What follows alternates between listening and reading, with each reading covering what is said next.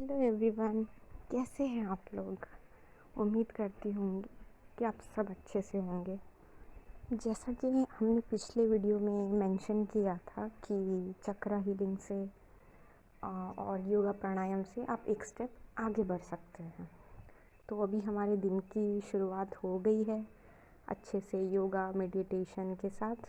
तो अब हम आगे की बात करते हैं।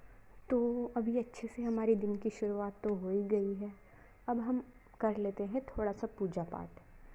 तो अब मेरा नेक्स्ट स्टेप आपको ये बताना है कि आप कर सकते हैं पूजा अर्चना, जो भी आप जिस भी धर्म के हैं वो आप कीजिए।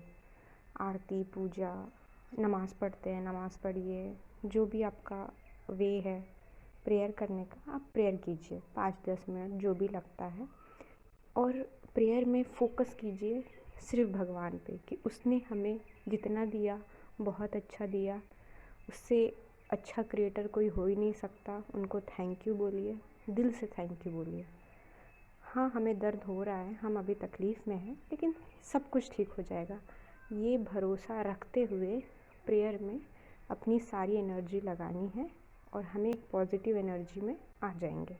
तो अभी हमने फाइनली अपनी प्रेयर भी कंप्लीट कर ली और सबको थैंक यू बोल दिया, भगवान को, यूनिवर्स को, एंजल्स को।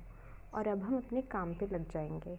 अगर हम हाउसवाइफ है डिवाइन फेमिनाइन तो वो अपने घर के काम पे लगेंगी। अगर कोई जॉब करती हैं तो वो बाहर जाएंगी।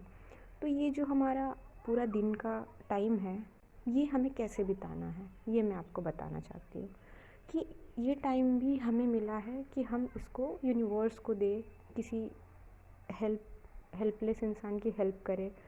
कुछ भी कर सकते हो आप। अगर किसी का हमें फ़ोन आता है, कोई हमें बोलता है कि भाई मुझे इतने इतने पैसे चाहिए, अगर आपके नहीं है उतने पास तो आप बोलिए कि हाँ मैं थोड़ा सा कोशिश करता हूँ, जितना भी आपसे बन सके दीजिए। अगर आपको रास्ते में स्ट्रीट डॉग्स मिल जाते हैं उनको फीड कीजिए। तो ये सारी चीज़ें हमारी आती हैं सोल पर्पज़ में। सोल पर्पज़ में ये हमारी चीज़ें आ जाती है कि हम दिन भर अपना काम करने के साथ साथ हमारे रास्ते में जो भी आता है, हमारे लाइफ में जो भी आता है, तो हम अपना सोल पर्पज़ कंप्लीट करते हुए आगे बढ़े। तो अभी हमने अपना सोल पर्पज़ भी स्टार्ट कर दिया है, अपने दिन रूटीन में शामिल कर दिया है। और ऐसा नहीं है कि ये करते टाइम आपके पूरे दिन में आपको गुस्सा नहीं आएगा, आपको दुख नहीं होगा, आपको ट्रिगर्स नहीं आएंगे, आपको कोई कुछ बोलेगा नहीं। बिल्कुल होगा। जब तक आपके कर्मा ज़ीरो नहीं हो जाते, जब तक आपका कार्मिक अकाउंट पूरा खाली नहीं हो जाता, ये चलते रहेगा। आपको बिल्कुल रिएक्ट नहीं करना है, बिल्कुल रिएक्ट मत कीजिए। आप चक्रा हीलिंग करवाते ही इसलिए है, वो होता ही इसलिए कि हमारी एनर्जीज़ बैलेंस है, हमारा माइंड सोल बॉडी पूरा एक लेवल में अलाइन हो जाए। ये होता ही इसलिए है। तो ये सब करने के साथ साथ हमें अपने ट्रिगर्स पे भी ध्यान देना है कि हमें गुस्सा नहीं करना है, शांत रहना है।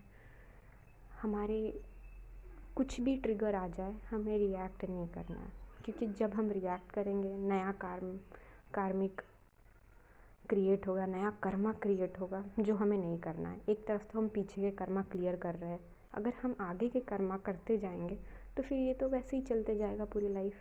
तो हमें आगे कर्मा क्रिएट नहीं करना है, रिएक्ट नहीं करना है।